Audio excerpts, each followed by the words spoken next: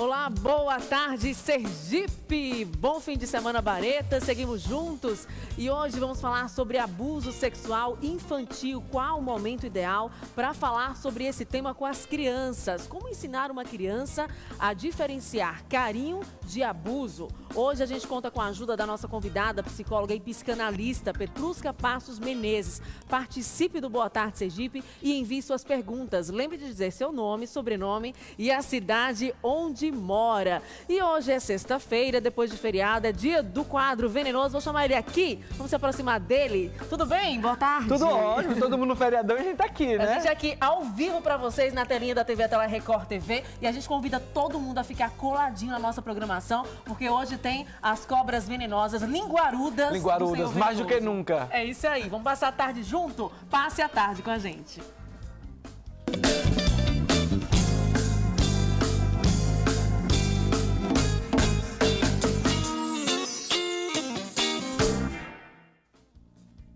Começamos o programa de hoje, lembrando que ontem foi feriado, as famílias aproveitaram para curtir o Dia das Crianças com seus filhos. Eu também aproveitei e muita gente também pediu bênçãos à Nossa Senhora Aparecida, padroeira do Brasil. Em Aracaju e no interior do estado, várias celebrações marcaram a quinta-feira. Vamos ver mais na reportagem. A imagem de Nossa Senhora Aparecida deixou o santuário no Conjunto Bugio pouco depois das 5 da tarde. Milhares de pessoas saíram em procissão pelas principais ruas da comunidade. Em cada hino, louvor e devoção à padroeira do Brasil. A gente tem que ter muita fé, porque o mundo está tão diferente, as pessoas estão perdendo a fé. Durante o percurso, exemplos de fé e adoração. Crianças, jovens e adultos em clima de paz e alegria. Nossa Senhora é quem protege a gente, protege o Brasil. É o que o Brasil está precisando hoje. Muitos fazem o percurso descalço. Gratidão pelas graças alcançadas. Eu já recebi muitos milagres através de Nossa Senhora Aparecida. Estou aqui agradecendo a ela. A festa também celebra os 300 anos do encontro da imagem da Santa no Rio Paraíba do Sul, em São Paulo. Que o milagre da pesca também possa acontecer em nosso meio, para que a multiplicação aconteça, para que tenhamos dias melhores. Vamos pedindo a Deus e a Nossa Senhora que nos ilumine, que nos dê paz e que melhore a vida da sociedade e do nosso país.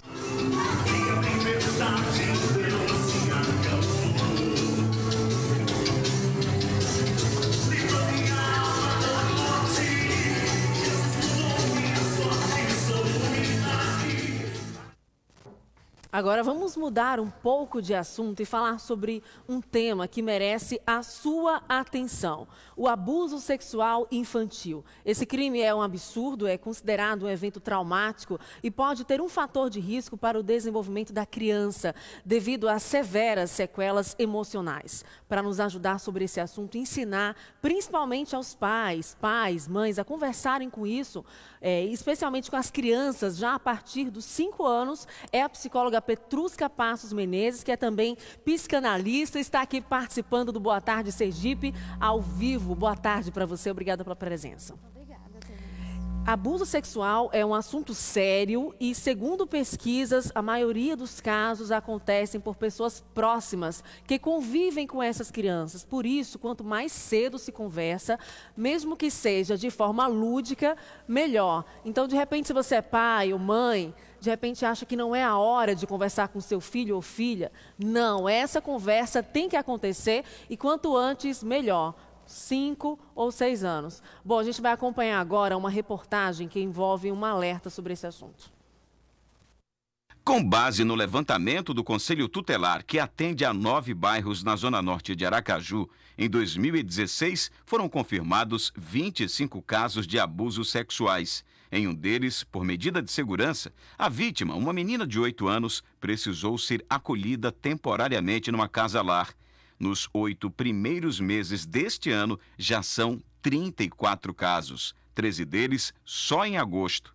Ou seja, mais da metade dos registros de todo o primeiro semestre de 2017. E o total já supera em 9 casos todas as ocorrências do ano passado. Na realidade, existem 2 lados, o lado bom e o lado ruim.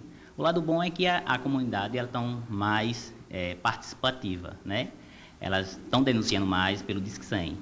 E, com isso, os números, a parte negativa é que os números vêm aumentando. Entre os casos mais recentes acompanhados aqui pelo 5º Distrito, está o de uma garota de 14 anos, que teria sido abusada sexualmente pelo próprio vizinho de 38 anos no bairro Lamarão. O caso só foi descoberto quando ela deu entrada no hospital de urgência por estar vomitando.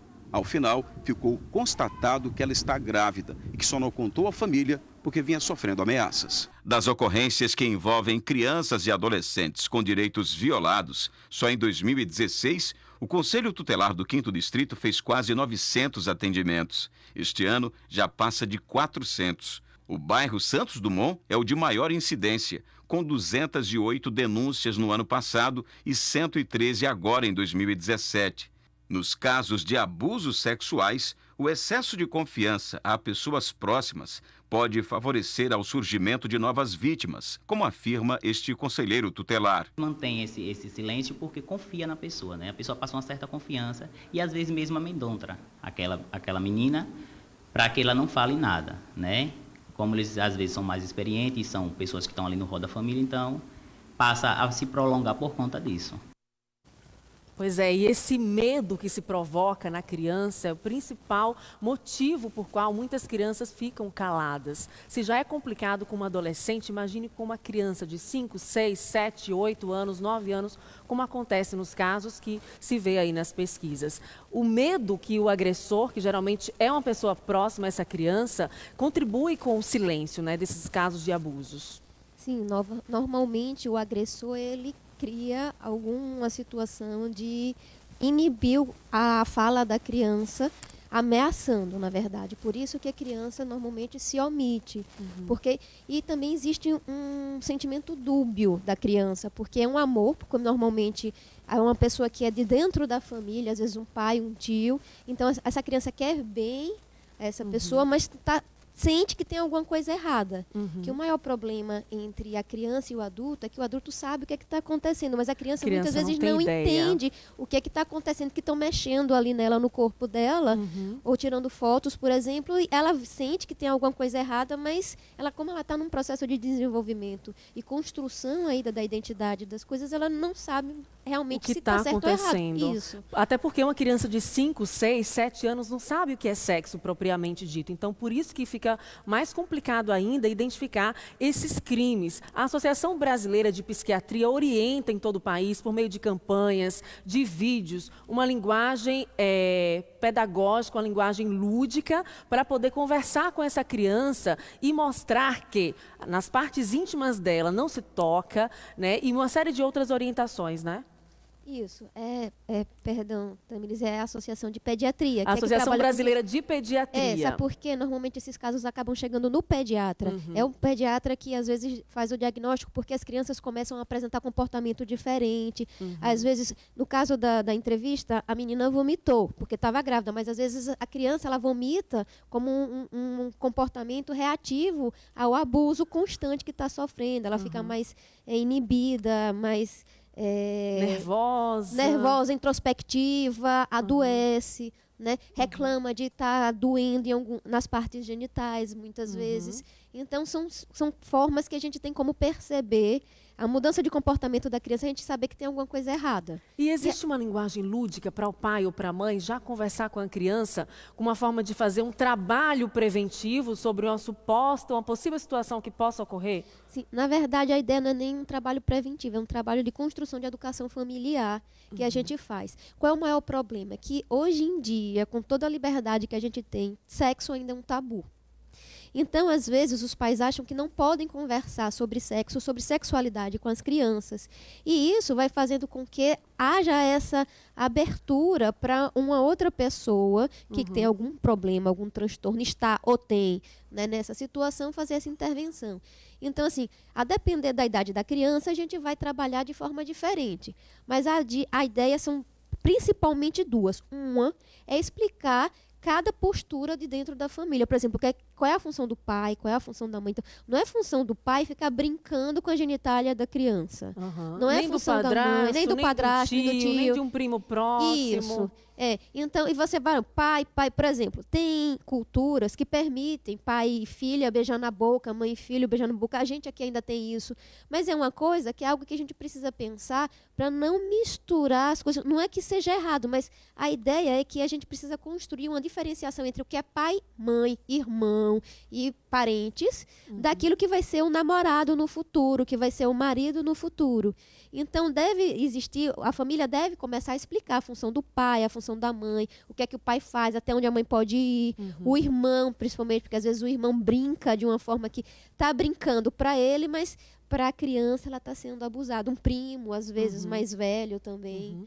E às vezes é importante destacar que o abuso não somente compreende o toque físico, mas a exposição de fotos pornográficas, o incitar, o ensinar a sexologia precoce, a sexualidade precoce. A criança ela ainda não tem um corpo adulto para fazer ter o comportamento padrão do adulto. Ela às vezes até tem os desejos, tem as fantasias, mas isso precisa ficar em fantasia. Ela não pode ser concretizada porque ela não está pronta, ela não está amadurecida para isso, ela está num processo de desenvolvimento. Então ela precisa ser orientada neste momento que, por exemplo, os seios, as genitálias são locais íntimos, elas não podem ser tocadas por qualquer pessoa que seja, mesmo que seja conhecido. E o principal, ela precisa falar se alguém pegar. Normalmente não se fala, porque além da ameaça... E os pais devem ensinar isso. Olha, filho, se por acaso um dia acontecer de alguém querer tocar no seu corpo, você tem que avisar. Ou se for em um local público, porque, por exemplo, hoje abuso pode acontecer em qualquer lugar. Infelizmente, pai e mãe não têm como estar 24 horas com seus filhos. Às vezes acontece na fila do supermercado, por exemplo, no shopping. Então, a criança precisa ser orientada a uma situação dessa, gritar, pedir socorro, né? E ao encontro da pessoa que ela se sinta confiante. É principalmente isso. Então, precisa conversar com a criança, explicar. Você não vai usar muitas vezes a palavra abuso sexual. Você vai explicar, olha, se alguém chega... É uma linguagem mais que a criança possa entender. Chegando perto, não deixe se aproximar um estranho, alguém, um amigo seu que for brincar desse jeito, isso não é brincadeira. Então, não se comporta assim. E depois que acontece isso, se acontecer, é importante que se converse, que se sonde com a criança quando há mudança de comportamento, porque a criança às vezes se sente culpada, como se ela tivesse causado. Até porque o psicológico dela não estava preparado para isso, né?